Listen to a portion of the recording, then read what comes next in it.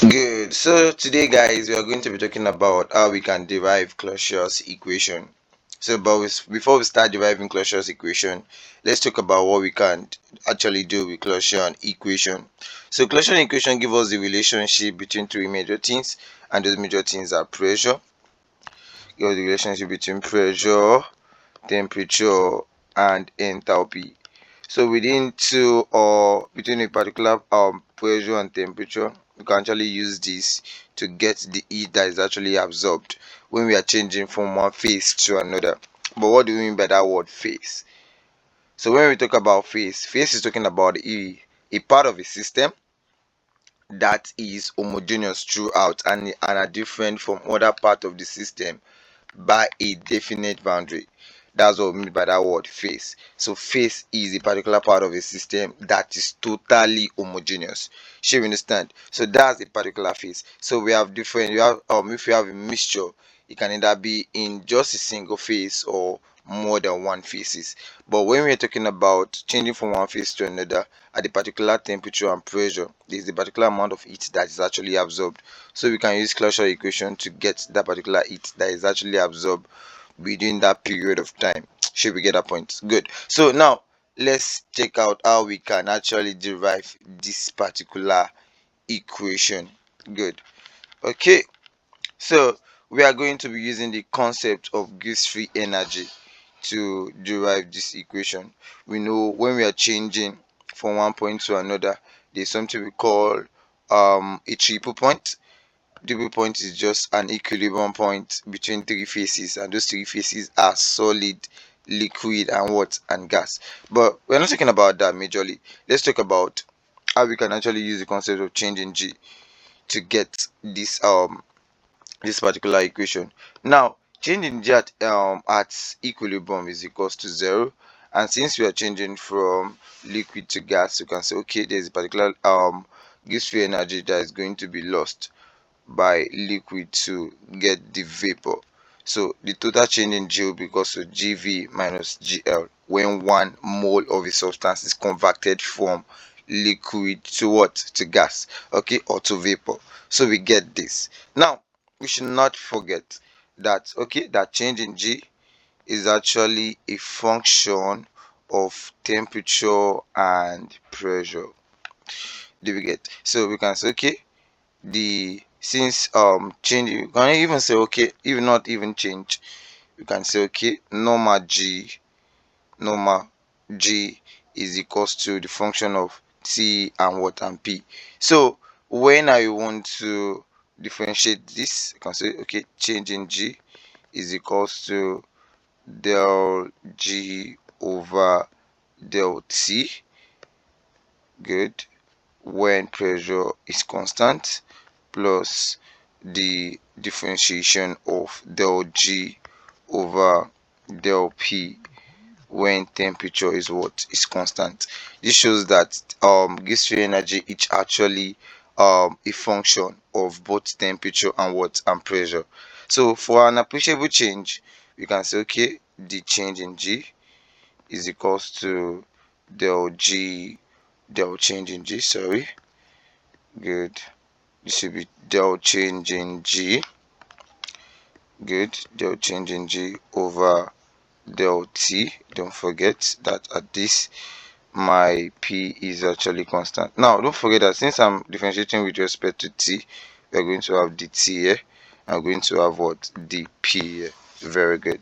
So we have the T plus, and here I'm going to have del change in G over del P when temperature is constant, dp.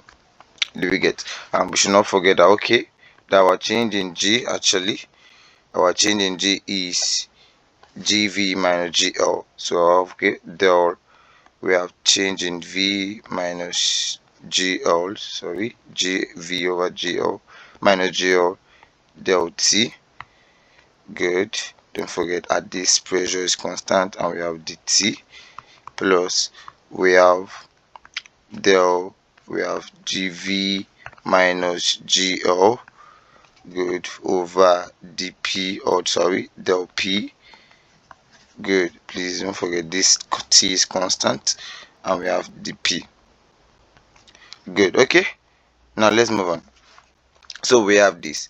Now at this point, there is a formula of g that says g is equal to, we have v dp minus l d dt. Good. So if I differentiate partially, changing g with respect to, okay, let's say we start with p, del p. Good. When we are taking t to be constant, here I'm going to have v because this will be equals to 0. And then if I differentiate again, changing g over del t, that is partially. Now taking p to be constant, what I'm going to have is what is minus s, because here will be equals to 0, and then I'm going to have s here. So I have these two things to be equal to this. Now don't forget I can actually rewrite this as, since this is changing g, my change in g here is actually equal to this. We should not forget. So I can replace that with gv minus gl, good, over del p, good, when t is constant, to be equal to my vv minus what, vl. And the same way too, my del gv minus gl over dt, when my pressure is constant, will also be equal to minus open bracket sv minus sl. My S, don't forget, is standing for the entropy of the system, entropy of vapor, entropy of liquid. And here we're talking about this to be equal to, this is the volume of the liquid and the volume of the vapor. So we have gotten that. Now I can now then substitute this man here to this thing we have here, because if you're looking at, they look alike. Sorry, actually this first, I can substitute this to this man here, and I can also substitute this here to this particular man here. So let's try to do that fast. Okay, so let me try to manage it before I rub off the bat. Good. So from this here, I can actually have my d changing g to be equal to, now instead of this here, I can actually rewrite it as minus sv minus sl. Good. Okay, sorry, this minus should be outside. Good. So I'm going to have this minus outside, and then we have dt here, so this should be dt, and then we have plus, instead of this I can actually write v minus vl. So good, vv minus vl, and then I'll be having dp at the outer part. Okay, now don't forget that changing g is equals to what, is equals to 0.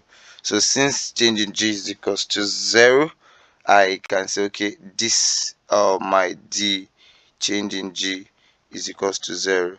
So then if this is equals to 0, so I'm having 0 to be equals to minus open bracket sv minus sl dt, plus I'm having vv minus vl dp. So good. So I can bring this to this other side. So if I bring this to this other side, let me try to rub off this pad here. So good. So bringing down to the other side, I'm doing that because I want to have the p over the t, that's the rate of change of pressure at a particular different temperature. So let's see what we are going to have when we try to do that. Okay, good. Okay, now let's see, change this here. Good. Okay, now since this is 0, if I bring this to this other side, you are going me that I'm going to have vv minus vl dp to be equal to, we have sv minus SL dt. You might be wondering where this negative sign actually moved to. Don't forget, if I move this thing to this other side, this one to this other side here, this positive is going to change to negative. So eventually negative is going to cancel out negative. So we're going to have this at the end. So if I'm divided through getting the P over the T, that's bringing this to this other side, I'm going to have SV minus SL, everything to be over what? VV minus what? VL. Good. Okay, so that's what I'm having next. Now, don't forget that there is one formula. Trying to rub off this board again.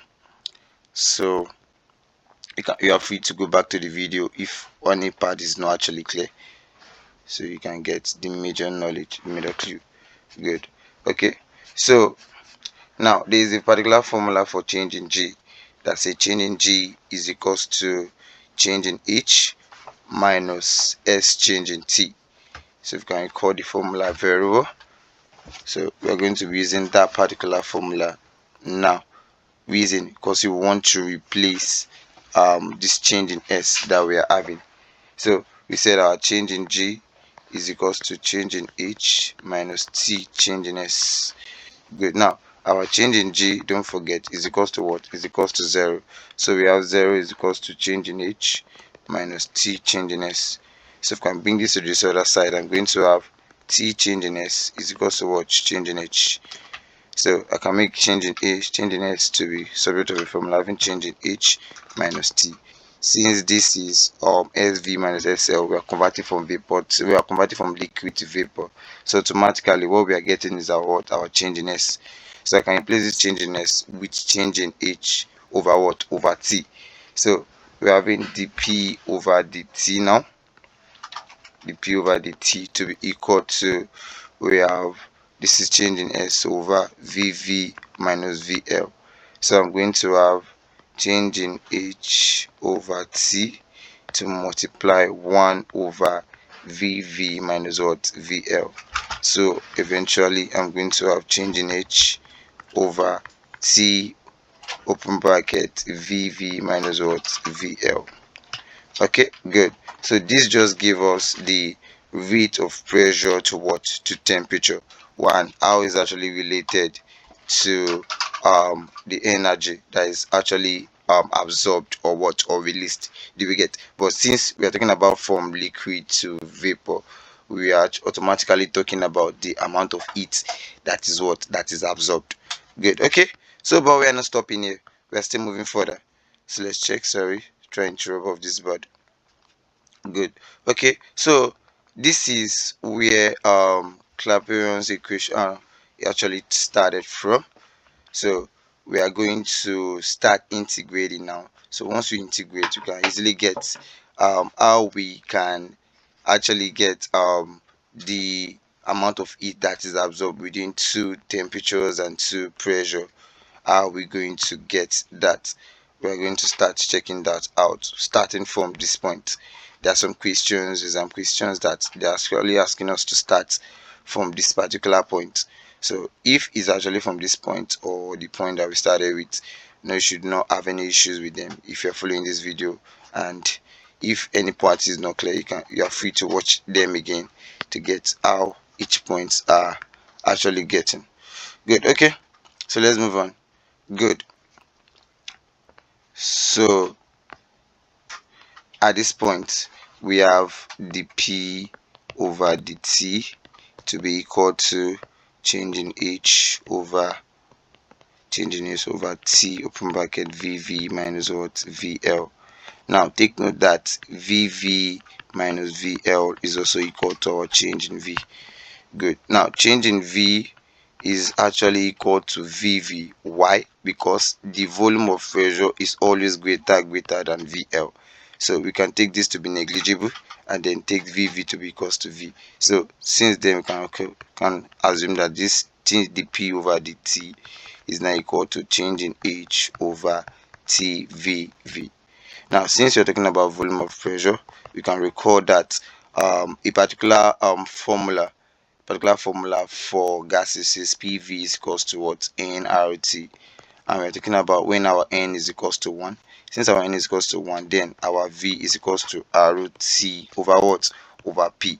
So I can replace my vv to be equals to r root c over what? Over v. So replacing that with this, I'm going to have dp over dt to be equal to change in h over t divided by r root t over what? Over p, because we are dividing by vv. So our dp over dt will automatically be equal to change in h, p change in h over r root t square. Can we imagine how we get that? Don't forget, this will change to multiplication sign. You can have change in h over t to multiply p over r root t. So this can give us p change in h over, this is r root t square.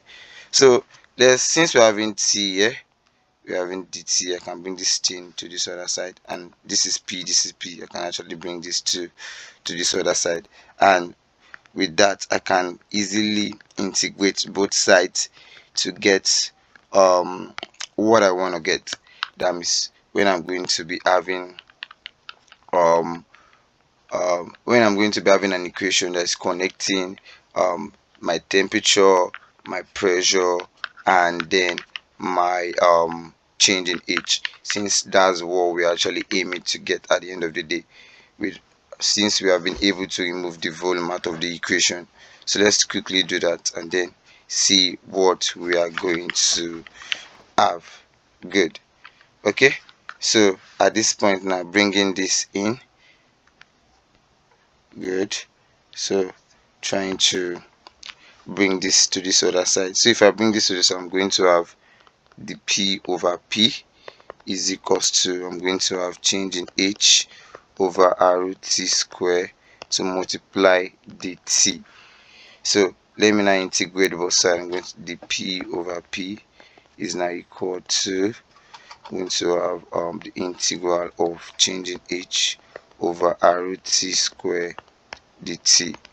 So if I integrate, don't forget, if we integrate 1 over x, we are going to have what? The integral of 1 over x is what? Ln x. So if I integrate 1 over p, I'm going to have, since don't forget that this is same thing as 1 over p dp. Good. And this is also equal to change in h over r. I'm bringing this out because when I'm actually integrating is t. So all these two are constant. So I'm going to have 1 over t square, 1 over t square dt. Good. So if I integrate this, I'm going to have ln p. So my ln p will be equal to change in h over r to multiply. If I integrate this, I'm going to have minus 1 over t, because this will be t minus 2 plus 1 over minus 2 plus 1. So eventually I'm going to have t minus 1 over minus 1. So I'm going to have 1 over what? Over t. So good. So at this point now, I'm going to have my ln p to be equal to minus change in h over r root t. You get? So this plus what? Plus c, since I'm integrating. So we have to add plus c, a constant value to it.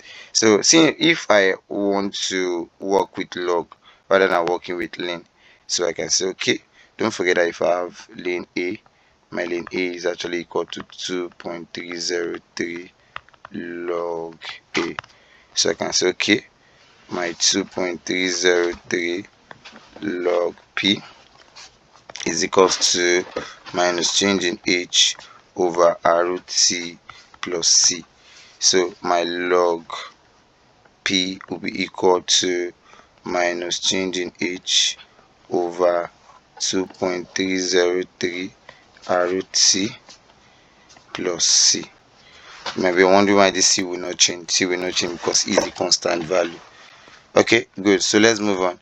So if I want to draw a graph that is connecting log p and 1 over t together, I'm going to be having a slope of change in h over, I'm going to have a slope of minus change in h over 2.30. Good, yes, over 2.30 r. That's the value for the slope I'm going to be having. Good. Okay, so let's run this up fast with this. So then we have log p. Good. So then we have log p now to be equals to minus change in h over 2.303 RT plus c. So if this is my y is equals to mx plus c, so you can see this will be my y-axis. 1 over t here will be my x, and then my m will automatically be minus change in h over 2.303 r. That's what I'm going to be having as my m, and my c is my constant, or my constant value. Good. Okay, but what about if they give us two different temperatures and two different pressure? How am I going to go about that? That's kind of very easy too. So let's quickly integrate that so we can get an equation that we need to get a particular value. Good. Okay, so let's check this out. Let's say we have T2 and T1, and we have P1 and P2 as my different temperature and pressure. So if I want to start integrating from this point, so I'm going to have, okay, the integral of P2 P1 1 over P dP is equals to the integral of T2 T1, we have change in h over RT square dt. Good. Okay, so let's see that. So if I'm going to integrate this, also for I'm going to have lim p. So I'm going to have lim p P2 P1 to be equal to, I'm having minus change in h over r from bracket 1 over t, 1 over t, T2 and what, T1. So with this I can have my lim p, then open brackets, I will have P2 over P1. Since I'm going to have negative, so minus change in h over r, open brackets, 1 over T2 minus 1 over T1. So that's what I'm going to have at the end of the day. So if they give me two temperature and two pressure, I can still use this equation to get it. So this is how we get Clausius equation. So you can check out everything and then check some other videos on how to solve questions based on this. But majorly, since we have been able to get this equation, get the derivative, any value to just give us, but take note that this our temperature is an absolute temperature, that is temperature in Kelvin. So we should always take note that our temperature is in Kelvin. So if you give us in Celsius, make sure you convert it back to Kelvin. And any particular pressure they give you, due to this particular point we have, they must have the same meaning, so they will be able to cancel out themselves. Shall we get? So that's it. Thank you so much for watching this video. We check out on the next video. Thank you.